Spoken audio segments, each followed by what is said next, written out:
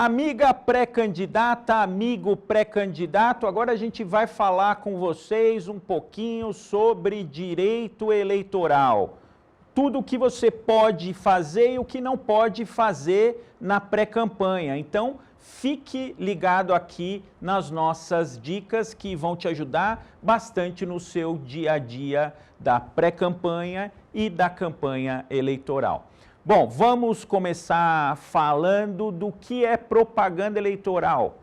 A propaganda eleitoral, ela tem tempo certo para acontecer, ela só pode acontecer a partir do dia 16 de agosto do ano da eleição. Então, nesse ano, se não houver nenhuma modificação do calendário eleitoral, como talvez não haja, então tome cuidado para você não contar com o ovo no rabo da galinha, não achar que você pode fazer qualquer coisa, porque os prazos eleitorais já estão exíguos e você tem que já fazer a sua pré-campanha. Então, ela tem tempo certo para acontecer, ela só pode acontecer a partir de 16 de agosto e até o dia 15 de agosto estamos na fase da pré-campanha. Então, na pré-campanha não pode acontecer o pedido direto de voto, porque se acontecer o pedido direto de voto, você está fazendo o que a gente chama de propaganda eleitoral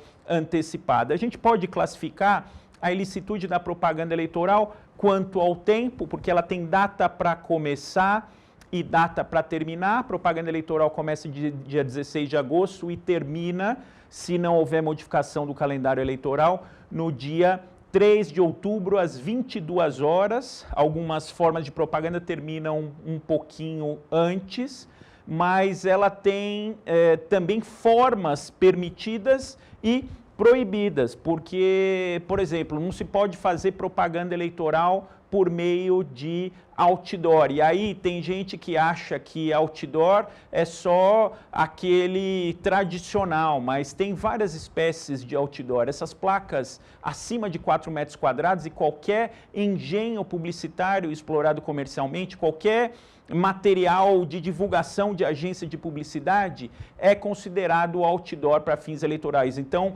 tem pré-candidatos e candidatos que saem por aí puxando carretinha com divulgação de seus nomes. Isso não pode nem na pré-campanha e não pode também na campanha eleitoral, por ser uma propaganda eleitoral irregular quanto à forma.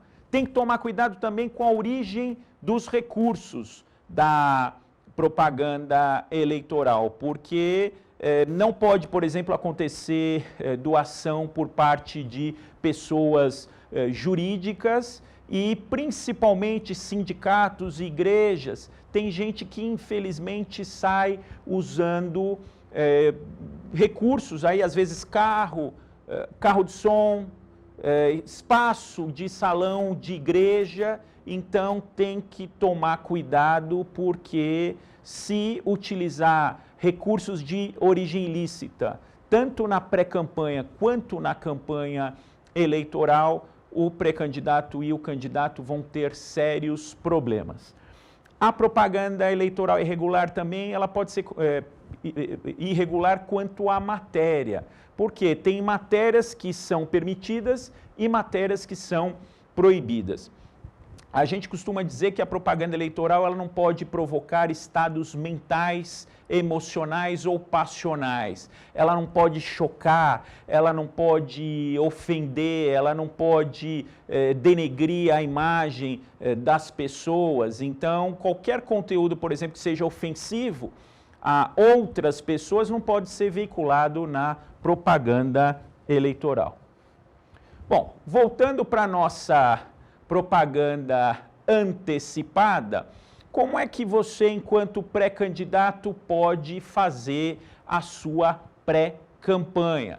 Você, na pré-campanha, pode dar entrevistas no rádio, na televisão, você pode dar entrevista para jornais, você podia, porque agora com a Covid-19 isso é um problema, você podia fazer eventos fechados de preparação da sua pré-campanha, por exemplo, trazendo os seus apoiadores, ensinando o direito eleitoral, propaganda eleitoral para os seus apoiadores, agora você vai ter que fazer isso nas plataformas virtuais. Você pode usar também as suas redes sociais pessoais. Você pode dizer que é pré-candidato, você pode dizer o que você fez de bom no passado, o que você pretende fazer de bom enquanto ocupante de uma cadeira no Legislativo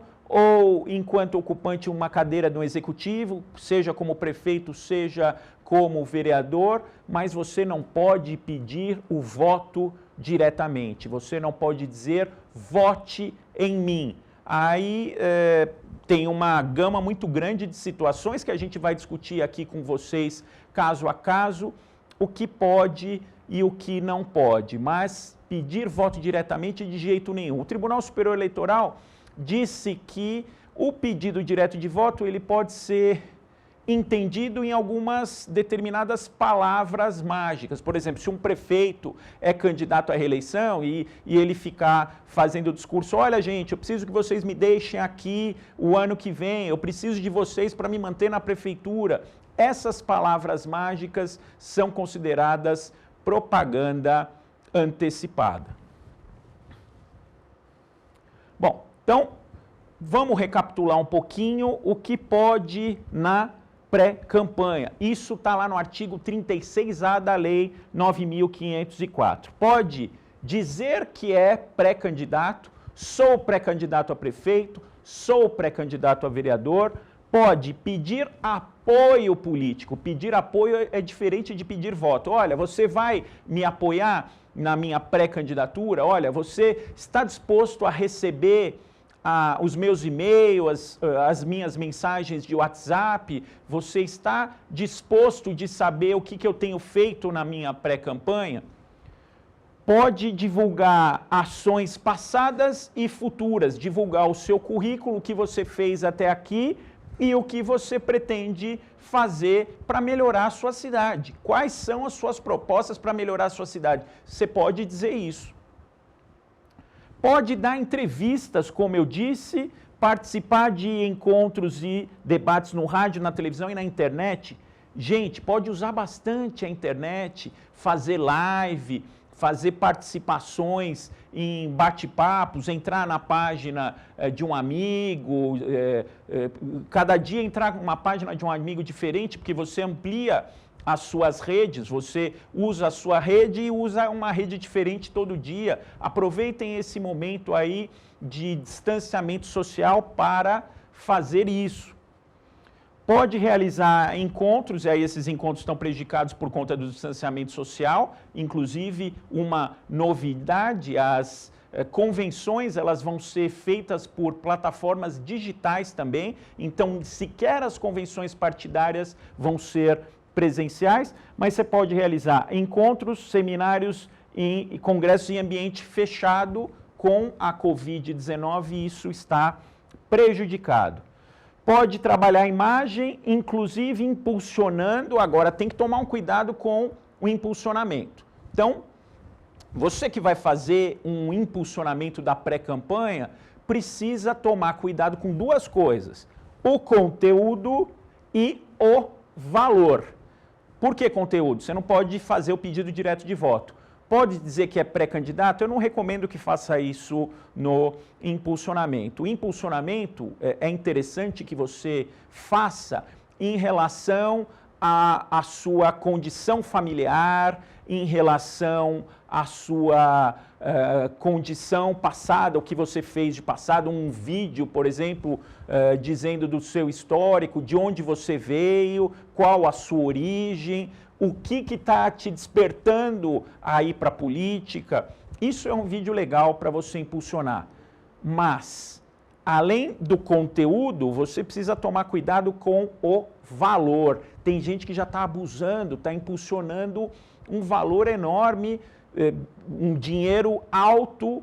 Quanto que é um dinheiro alto? Primeiro, precisa tomar cuidado, porque a rigor, a pré-campanha juridicamente não existe. A rigor, essa divulgação da pré-campanha, ela só pode ser feita pelos partidos políticos com o dinheiro do fundo eleitoral. Não tem dinheiro para fazer pré-campanha.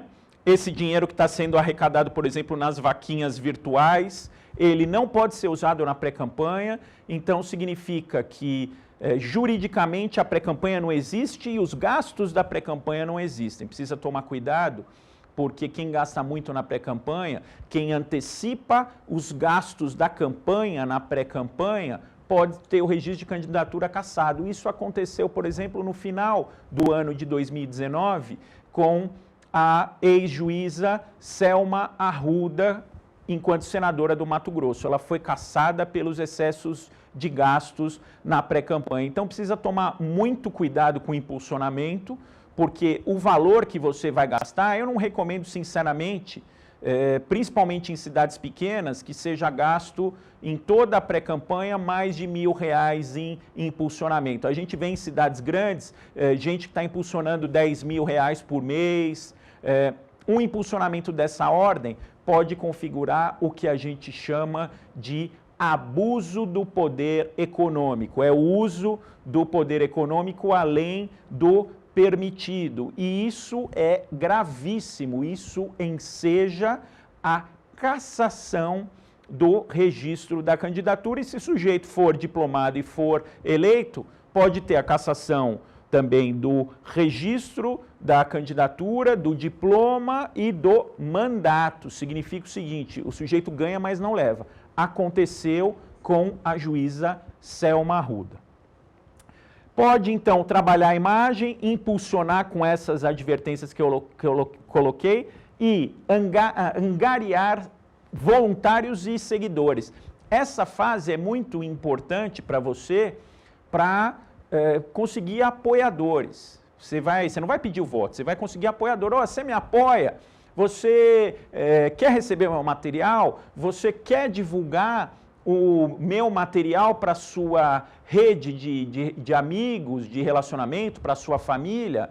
Se você, por exemplo, você tem hoje na agenda do celular, você tem 1.000 contatos. Se esses 1.000 contatos, cada um tem 300, 400 contatos, imagina se você consegue multiplicar esse seu material. Então, a melhor forma de você fazer a sua pré-campanha é você angariar voluntários e seguidores, pessoas que simpatizem com você e com a sua causa. E você tem toda a condição de captar isso através da internet e você não vai ter grandes custos com isso. Mas precisa tomar cuidado, como eu disse, com o pedido direto de voto. É a única cautela que você precisa ter. E aí entram os casos concretos. Tem muita gente fazendo adesivo. Esse adesivo que a gente colocou aqui, por exemplo, está dizendo o seguinte: sou amigo do Djair Gonçalves. Tem pedido direto de voto? Não. Tem algum problema isso em relação à campanha eleitoral? Está falando onde ele é pré-candidato? Não. Está falando o cargo que ele almeja? Não. Está falando dos méritos dele? Não. Está falando o que ele pretende fazer se for eleito? Não. Não está falando absolutamente nada. Tem a foto do Djair Gonçalves e está falando, sou amigo do Djair Gonçalves. Isso não é propaganda eleitoral antecipada. Mas vamos pensar na seguinte situação. O Djair Gonçalves manda fazer numa cidade de 10.000 eleitores, 10.000 adesivos. Todo mundo na cidade vai ter no carro este adesivo. Isso pode trazer problema para o pré-candidato? Pode trazer problema para o pré-candidato em função da quantidade, porque aí a gente vai ter aquela figura do abuso do poder econômico. Todo pré-candidato precisa ficar atento com as formas de abuso nas eleições. Nós temos o abuso do poder econômico que eu acabei de falar. O que é o abuso do poder econômico? É o uso do dinheiro na pré-campanha além do permitido, além do razoável. E o que é usar dinheiro na pré-campanha além do permitido e do razoável? Não tem gasto na pré-campanha. Esse gasto tem que ser realizado pelo partido político. Mas mesmo assim, se o partido político faz um gasto divulgando um pré-candidato na pré-campanha de, por exemplo, mais de 10% do limite de gastos para a campanha daquele cargo naquela cidade, então vamos pensar o seguinte, o limite de gastos é R$100 mil. Se gastar mais do que R$10 mil na pré-campanha, a gente vai correr o risco, sim, de ter o abuso do poder econômico. O candidato, se possível, não gasta nada, o pré-candidato. O partido vai gastar, mas vai gastar com moderação e divulgando o seu filiado como uma estratégia de divulgar o próprio trabalho do partido. Então, todos os gastos da pré-campanha, os jornaizinhos, por exemplo, para dizer quem é o pré-candidato, vão ser feitos pelo partido divulgando um expoente, uma pessoa que representa o partido na cidade. Isso pode ser feito. Precisa tomar cuidado na tiragem, precisa tomar cuidado na forma visual e principalmente no valor. Então, abuso do poder econômico vai ficar caracterizado quando, por exemplo, na campanha, você utilizar recursos de pessoas jurídicas. Não pode receber nada de pessoa jurídica na campanha eleitoral. E não é só dinheiro, existem aquelas chamadas doações estimáveis em dinheiro. O que é uma doação estimável em dinheiro? Uma empresa, por exemplo, empresta um carro de som para você. Isto é doação estimável em dinheiro. Se uma empresa emprestar para você o comitê eleitoral, isso é doação estimável em dinheiro. E olha só, precisa tomar cuidado até porque muito pré-candidato e muito candidato tem o seu veículo pessoal no nome da sua empresa. Então, o sujeito se locomove com o veículo da empresa no seu dia a dia.